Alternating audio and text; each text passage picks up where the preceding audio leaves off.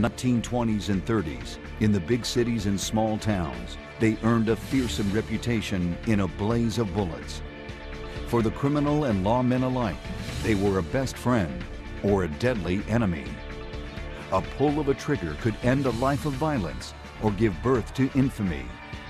Now, Gangster Guns on Modern Marvels.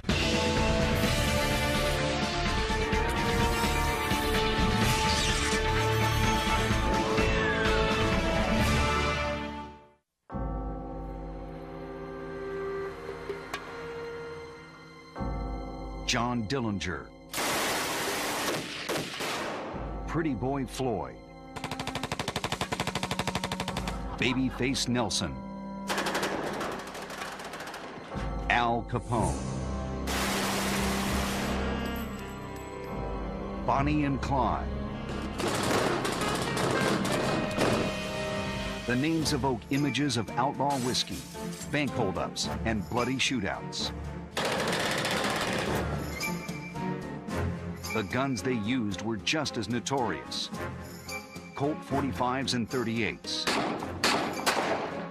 The Tommy gun. Whippet guns. The Browning automatic rifle.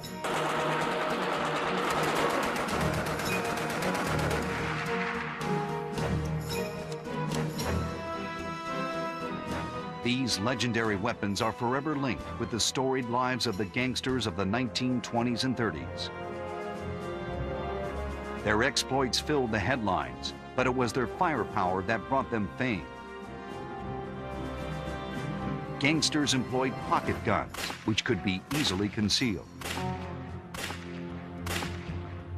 It's not a terribly effective caliber. 32 is more effective than 25 was. 25 is the most common pocket gun, or pocket caliber, but it beats throwing rocks. Gangsters were also the first to use automatic weapons outside of the military. Some of these guys came out firing, and this is what they came out firing. And it was scary to go against something like this.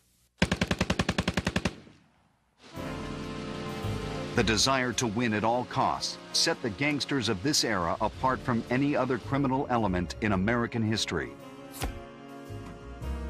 They seem to be incredibly bold and daring and have great presence of mind in the face of fire with bullets whizzing by their head. They seemed entirely unaffected by that.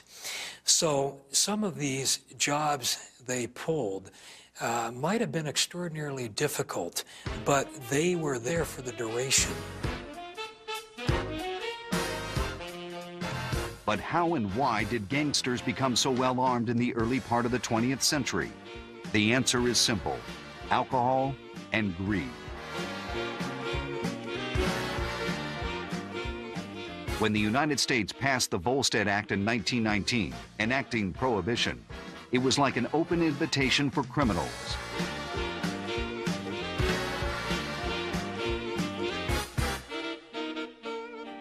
Well, people continued to drink. Overall in the United States, drinking may have gone down very marginally, but this meant now bootleggers were supplying that liquor. People made enormous money in now the illicit traffic. So really prohibition spawned this era. At the same time, in small towns across Middle America, another brand of criminal was flourishing: the motorized bandit. Bonnie and Clyde, Pretty Boy Floyd, and Babyface Nelson derived their income not from booze, but from robbing banks. Though not as sophisticated as their big city counterparts, the motorized bandits became just as well known and just as deadly. If one understands that Bonnie Parker was 4 feet 10 inches tall and weighed 85 pounds, and she could run and hip shoot a 20-pound machine rifle like a Marine, then you get a thoroughly different picture of who Bonnie Parker was and of what the Barra Gang was about. Today, the image of the 20s and 30s is often one of incredible violence and lawlessness. But in many respects, the era was one of the most crime-free periods in American history. There wasn't much crime against innocent citizens during the 1920s and 1930s. When the gangsters and outlaws killed people, they were from rival gangs or they were lawmen. In the late 1920s, my mother told me that with my father, they would walk through Central Park to after-hours clubs up in Harlem with never a thought of danger.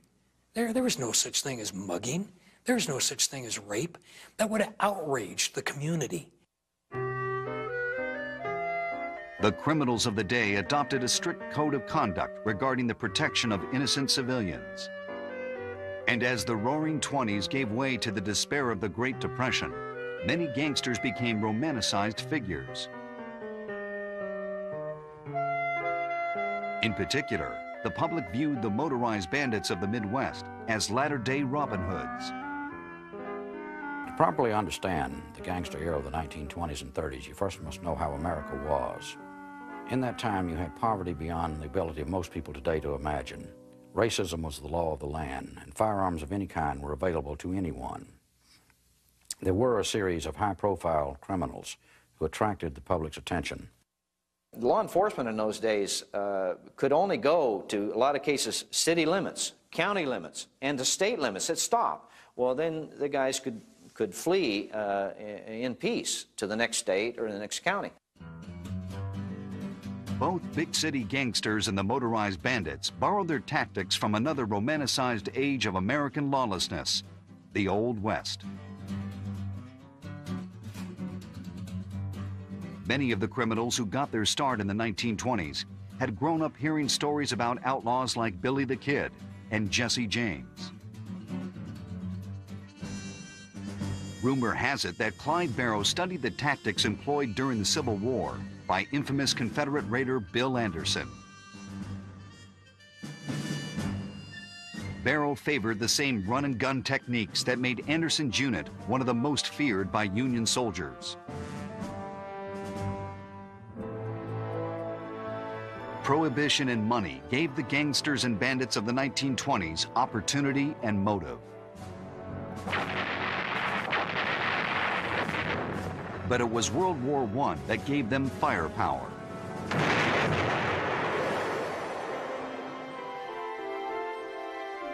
When the war ended, the United States was flooded with millions of weapons that returned home with soldiers from the front.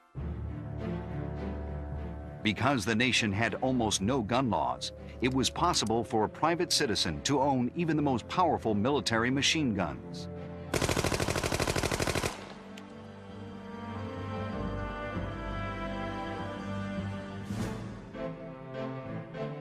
Despite the efforts of gun manufacturers to keep their weapons out of the hands of criminals, it was easy for almost anyone to get a hold of serious firepower.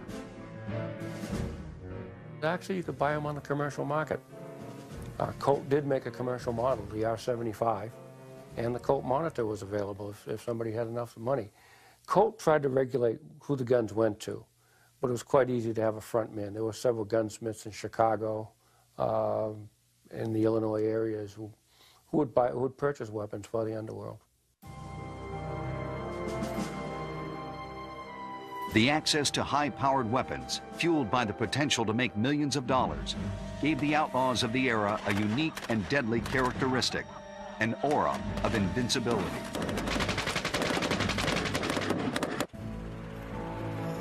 But before big gangster guns blazed across America, gangsters favored a small, easily concealed weapon to do their bidding. Their choice was the pocket gun. Before 1934, FBI agents were not allowed to carry guns or make arrests. They also needed the help of local law enforcement to take suspects into custody. Gangster guns will continue on Modern Marvels. Even though the gangster era was ultimately defined by big, powerful automatic weapons, outlaws initially believed smaller was better. Pocket guns were compact and easy to conceal. They were also highly popular on both sides of the law. For many people, the pocket gun was the great equalizer that helped keep society in check. Pocket guns, to me, bring back a more civilized era. I very much believe in politeness and being courteous to one another. And you should do it of your own volition. But in the 20s and 30s, and it didn't matter if you were in Chicago or if you were in South Georgia or if you were somewhere in the Midwest or Arizona, you were polite to someone if for no other reason you didn't know what they had their hand on in their pocket. And so it would behoove you to be on your best behavior. Not insult a man's lady, don't kick his dog, leave his children alone because he just might reach in his pocket and put a bullet in you.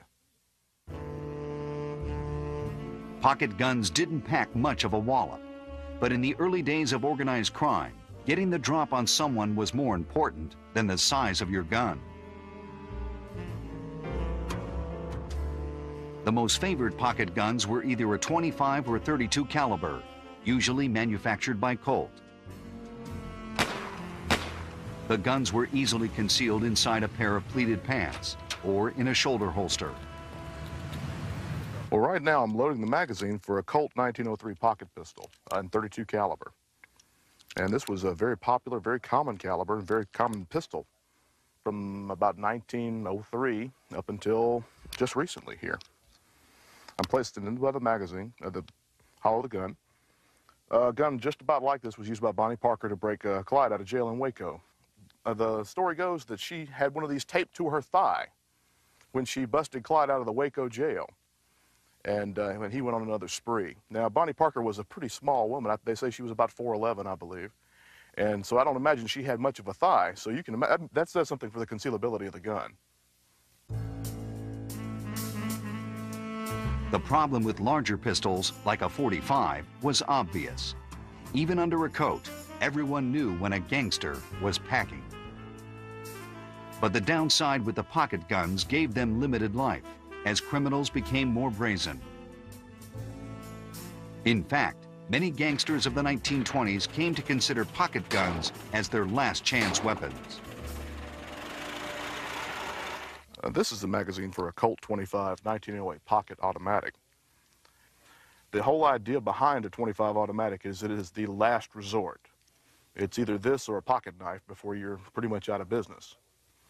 It holds 6 rounds. They were available in nickel plate or blue. Several variations on grips. You could get hard rubber, Bakelite, wood, pearl by custom order.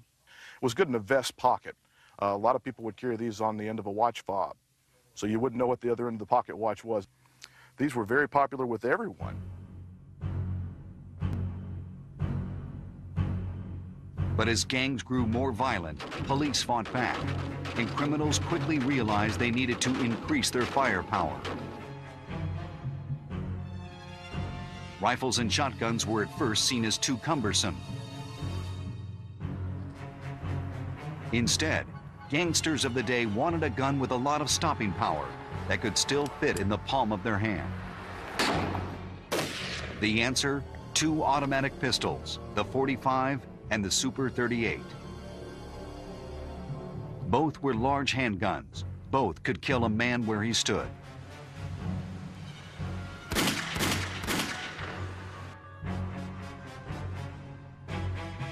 It's said that a gangster named Leslie Homer gave the Super 38 its greatest endorsement while being interrogated by police in Racine, Wisconsin. Racine Police Department had lost one of its members to the John Dillinger gang, and anytime that they encountered a member of that gang, they gave him their undivided attention, as good cops will. And late in 1933, they sacked up Leslie Homer, who was a runner for the Dillinger gang, took him downtown and sweated him. And the words from Homer spilled out into newspapers and police stations all over the country. And one of the things he said was that if you want to give your coppers an even break, you need to get them one of those new Super 38 guns. A gun of that type will blow a hole in any bulletproof vest made. But even high-powered handguns required accuracy. In the run-and-gun style of the gangsters, there was little time to take aim.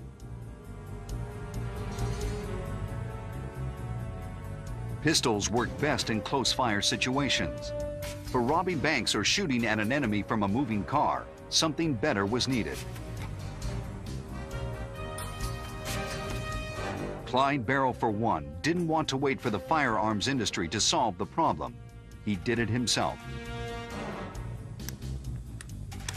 Clyde was known to be an expert with shotguns. He believed if he could combine the power of a shotgun with a smaller weapon that was easier to wield, he'd have the perfect gun. He found the solution by studying history. A century earlier, a Mormon by the name of Orrin Porter Rockwell had developed a gun to protect his brethren in Utah. Rockwell cut the end of the stock and the barrel off a shotgun to give the weapon greater scatter effect. Clyde was convinced the same technique would work with the more powerful shotguns of the 1920s and 30s. He started sawing the ends off of Remington shotguns. He called his creation a whip-it gun, supposedly because he could whip it out in an instant.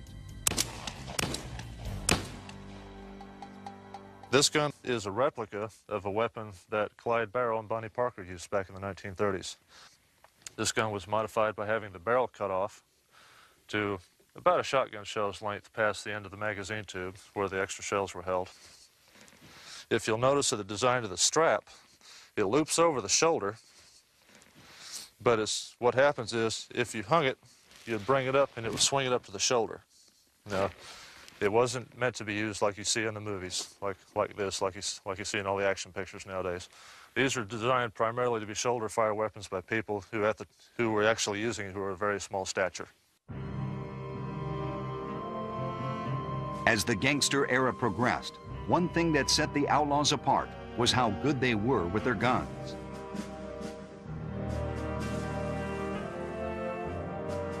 Not only did they know their weapons and experiment with significant modifications to them, but they were some of the best marksmen of the age. They went out into the woods, they went into rural areas, they practiced, they knew their weapons, they cleaned their weapons, they broke them down because they knew you lived and died with your weapons. So they just didn't spray bullets all over the area. Many of these gunmen, the enforcers for these gangs, were deadly marksmen, and they practiced regularly. But as the gangs acquired bigger and better guns, so did law enforcement. By the mid-1920s, it became obvious to the more ruthless gangsters that in order to stay one step ahead of both the police and the competition, drastic steps needed to be taken. Being a good shot was no longer enough. Messages of intimidation would now be delivered in a hail of lead. The machine gun was about to become the gangster's weapon of choice.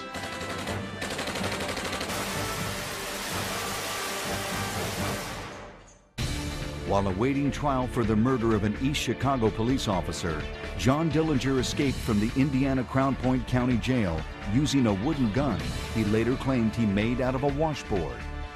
Gangster guns will continue on Modern Marvels.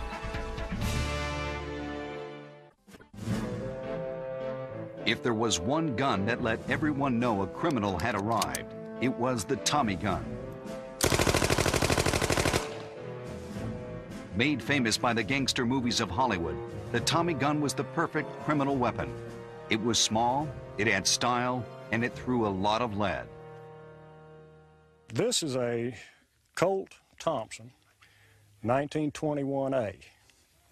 Has a fire rate of about 900 rounds a minute.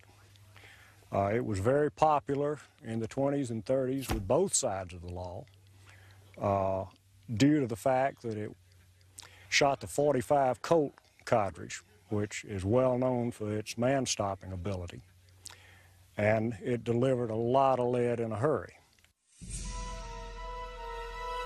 The Tommy gun has been forever linked to Al Capone and his bootlegging activities in Chicago.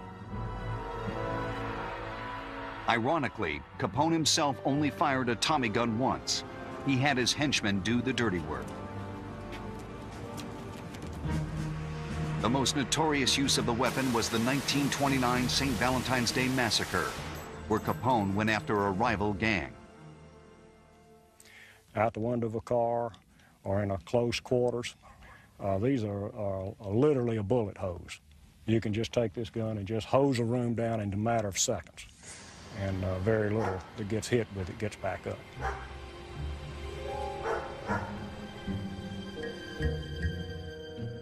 Though the public immediately associated the Tommy gun with outlaws, many of the most famous gangsters never used it. John Dillinger had his picture taken holding a Thompson, but he was a very bad shot. Bonnie and Clyde, perhaps the most famous gangsters associated with big guns, never owned a Tommy gun. For the Barrel Gang, the Tommy gun wasn't powerful enough.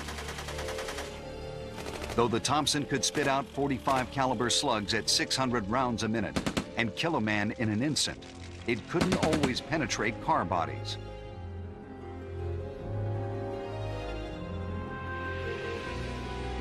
At the time, there was only one handheld gun that guaranteed the power to splinter a V8 Ford, the Browning automatic rifle, otherwise known as the BAR.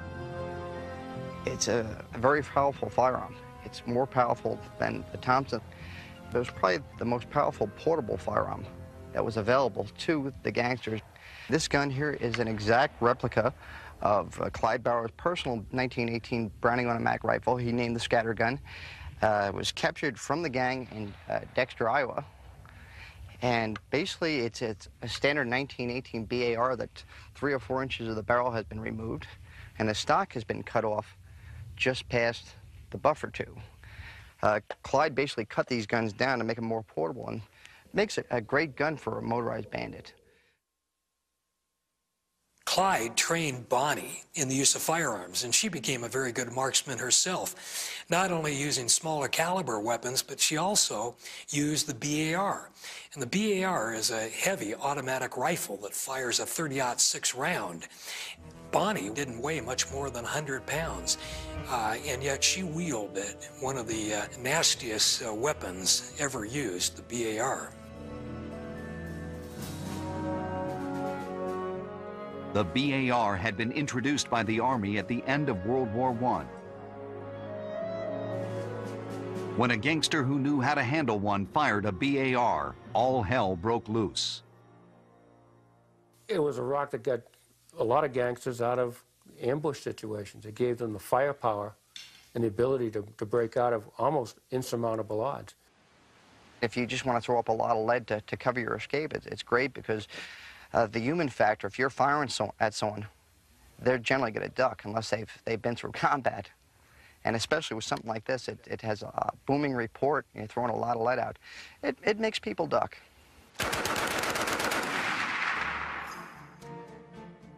One of the most famous shootouts with the BAR involved Bonnie and Clyde.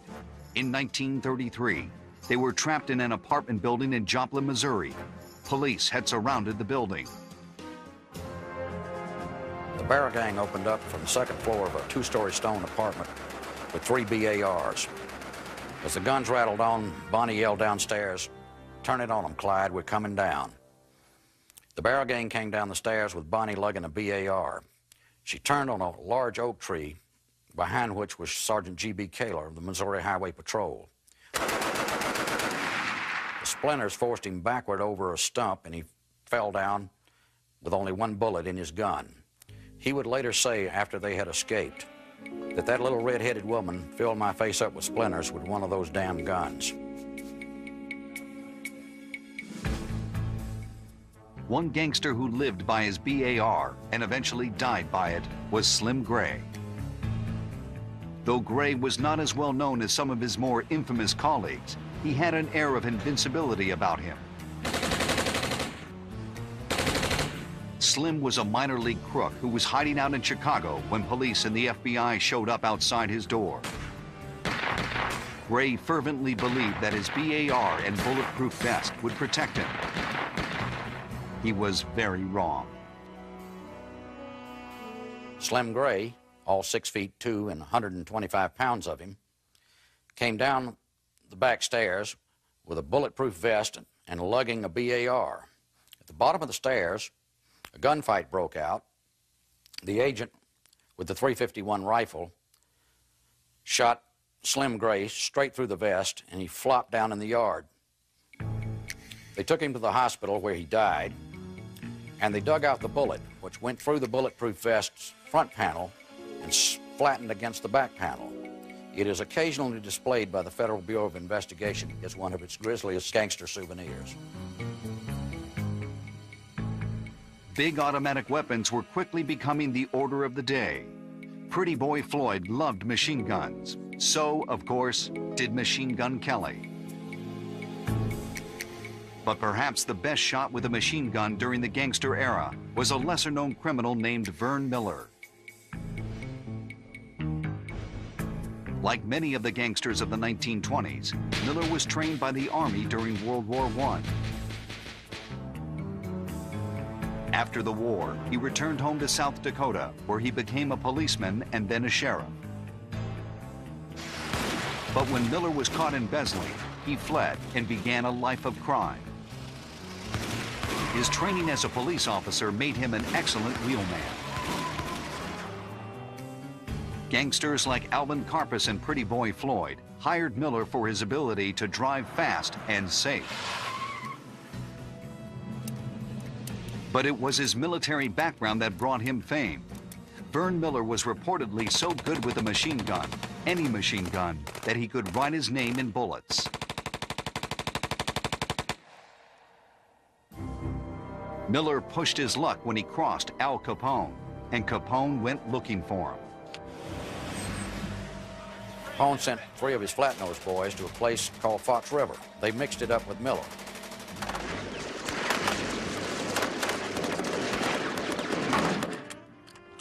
When the cops got to the scene, they called it the Fox River Massacre, assuming that these first-class hitters of Capone's had been wiped out by an army.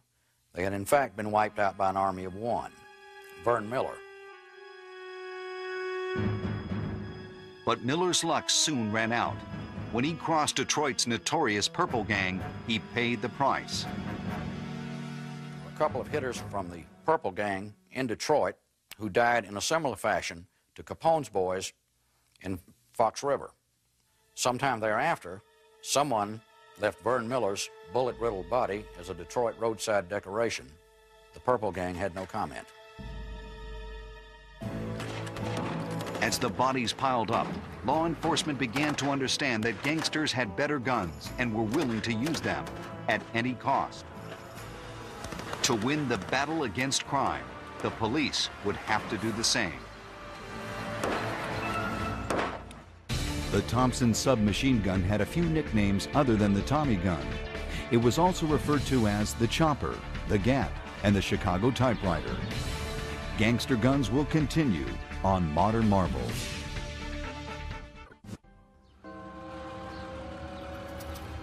By the early 1930s, the gangsters of the big cities and the bandits of the Midwest were legends. The public loved their Robin Hood image and relished every story of shootouts and holdups. Police and federal agents had a much different view. The outlaws they faced were some of the best armed criminals in history, and some of the most ruthless. One of the most deadly gangsters of the day was Lester Gillis, otherwise known as Babyface Nelson. Nelson prided himself on his use of firearms and his willingness to kill members of law enforcement. In fact, when it came to the police, Nelson never ran, even on the occasions when he himself was shot. He would always turn and fight, sometimes to the dismay of his partners in crime.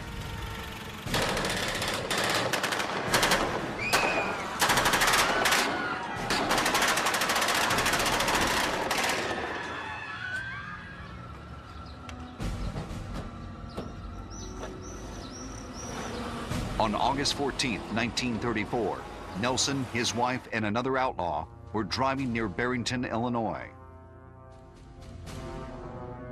When the men spotted 2 cars of federal agents headed in the opposite direction, the chase was on, with Nelson in hot pursuit.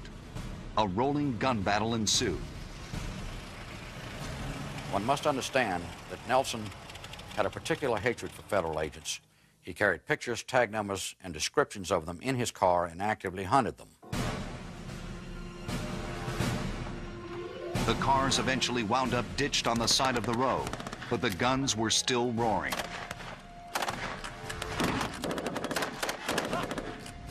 And it was just a hellish firefight with hundreds of rounds being sprayed all over the area, pinning down Babyface Nelson. And he told his partner, he said, "I've had enough of this." And he charged the FBI agents, guns a-blazing.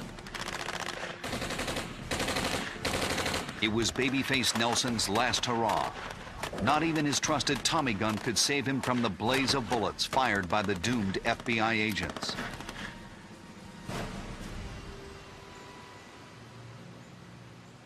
Nelson tried to drive away, but he had 17 holes in him. They took him to Father Philip Coughlin's house in Chicago. They took him to another safe house where he was given the last rites, and they wrapped the dying gangster in the blanket that he had been clothed in, and when he died, they laid him out on a tombstone in Niles Center. If Babyface Nelson was the most deadly individual of the gangster era, the most deadly gang by far was the outfit run by Clyde Barrow and Bonnie Parker. The Barrow gang carried the biggest, baddest guns. In addition to Clyde's homemade whippet guns, the BAR was a favorite. The Barrows were ruthless, especially toward law enforcement. Their main motivation was making money as easily as possible and not getting caught. If someone got hurt along the way, that was just the price of doing business.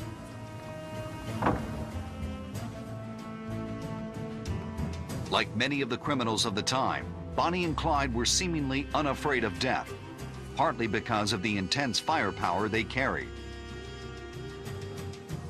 They had shot their way out of so many tight spots and killed so many law enforcement officers that they were greatly feared by the police. A lawman named Frank Hammer had assembled a posse of 6 men to hunt down Bonnie and Clyde. On the morning of May 23, 1934, outside Gibson, Louisiana, Bonnie and Clyde approached a gangster mailbox. Hammer and his men were waiting, with an arsenal that would have made the Barrow gang proud.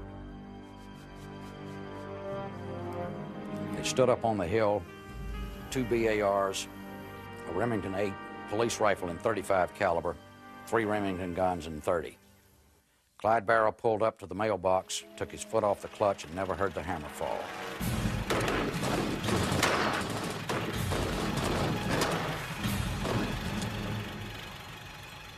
It is not by treachery that these men ambushed him this way, and it is not because Clyde was so bad. It was because Clyde Barrow was that good, and had they given him any chance, someone might not have gone home to his wife. Clyde, struck by 48 rounds, died immediately. Bonnie was hit 37 times. Police cautiously approached the car. When they opened the passenger door, Bonnie fell into the arms of Officer Ted Henton. She had a slight pulse, but by the time Henton tumbled her back into the car, she was dead.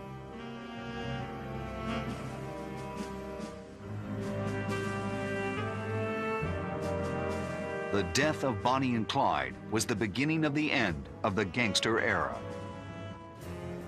Many of the most famous gangsters and outlaws of the time would die in similar ways. The powerful guns they had helped make famous were now turned against them by the forces of law and order. In the world of gangster guns, the philosophy of an eye for an eye had become a bitter reality.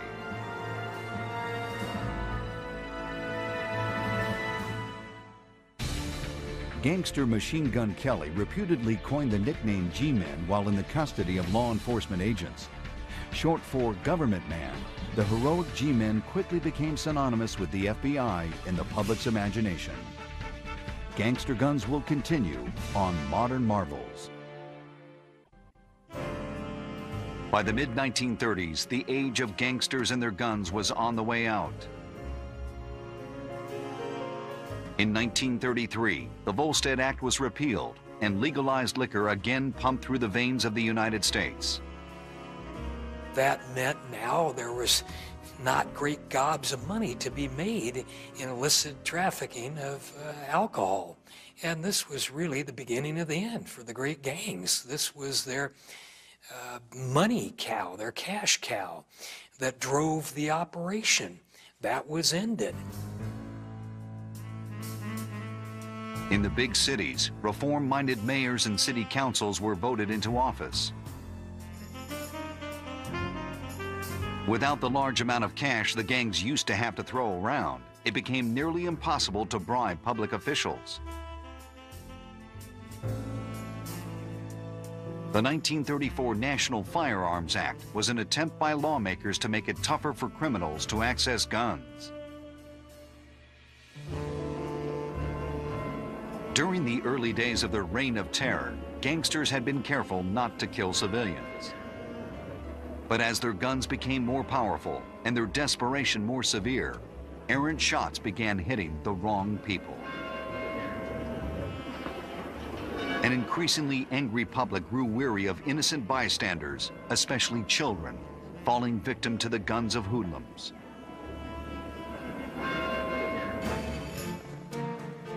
In addition, police communications had greatly improved. No longer was an outlaw free and clear if he could lose a chasing police car. Police headquarters found, calling all cars. Will proceed immediately. Now, every police car was equipped with two-way radios. Catching escaping bandits became much easier.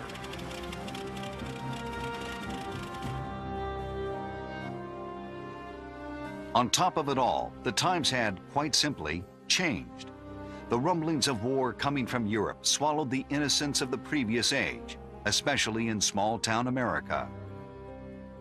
The dislocation of the rural folk had occurred by then. They had moved to the cities, they had moved to California by the hundreds of thousands. That era was over. Society had changed, and no longer did you have the right social milieu for social banditry, kind of the Robin Hoods of the Southwest.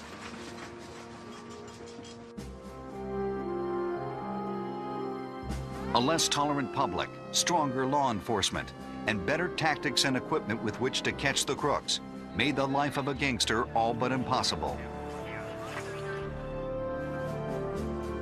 Even their arsenals of powerful guns, which they had relied on for nearly 20 years to do their bidding, were ineffective against the tides of change. Perhaps the event that best defined the end of the gangster age was the death of Pretty Boy Floyd.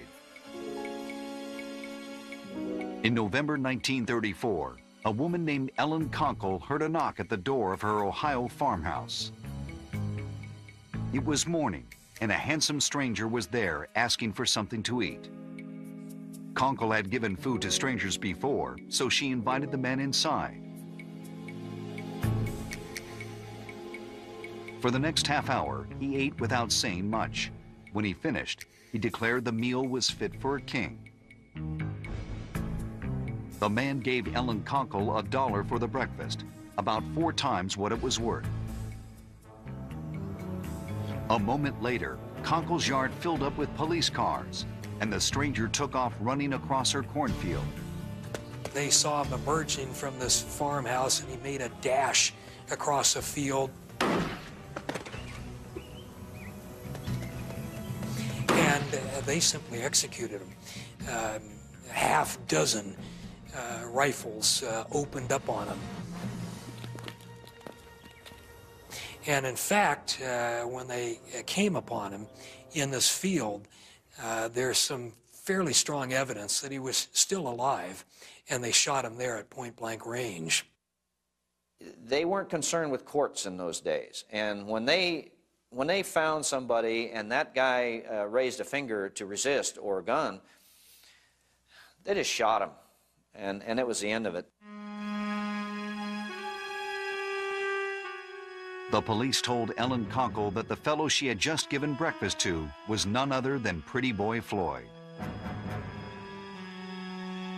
The man who had hunted down Floyd was Melvin Purvis, the head of the FBI Chicago office. The story of gangsters and their guns can be summed up in the moment Purvis stood next to the body of Pretty Boy Floyd in that Ohio field. Pretty Boy Floyd on his person has two .45 automatics. One is made in 1918, one is about a year and a half younger. Melvin Purvis on his person has a 1925 Colt commercial automatic, nickel-plated.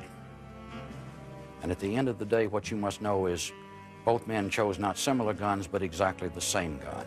And they chose them for the same reason.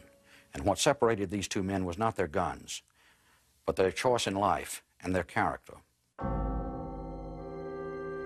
Since the end of the gangster era, there have been few individuals in the modern age who have used guns like the outlaws of old. Experts believe that the nature of crime has changed. Where gangsters of old fought battles against large institutions like police and banks, today's criminals are less willing to take on the world. Instead, crimes against people and property are more common than during the daring days of the gangster age. Another reason the age died in the days before World War II was the spirit that made the criminals stand out was extinguished. Few outlaws of the modern age exhibit the kind of willingness to die that many of the gangsters of the 1920s and 30s lived with every day. Because their exploits were so outrageous, and because of their willingness to use the best guns of their time, they continue to fascinate. Today, weapons used by the gangsters and motorized bandits are highly prized by collectors. Transferable Browning automatic rifles for the general public, they've almost doubled in price in the last year. Even what we call dealer samples that are available to dealers only, Class 3 dealers, have gone up to the realm of $3,500. It's a testament to the staying power of the image gangsters portray. They use the state-of-the-art weaponry. So here they were fighting lawmen with BARs, Thompson submachine guns, high-powered hunting rifles, handguns of all sorts, plus a number of weapons that they modified themselves. They didn't attack, for the most part, the average citizen. Most of their great gun battles were with lawmen. And many times they came out on the winning side of that gun battle. They had magnificent escapes with all odds stacked against them. And so I think Americans in general tend to romanticize figures such as that, who take on the establishment with nothing but their own guile, their own courage, their own nerve, their own savvy and intelligence. But in the end, the outlaws of the 20s and 30s were beaten at their own game. Police got smarter, the public became intolerant, and the guns on which the criminals relied were just as powerful and just as effective in the hands of an FBI agent.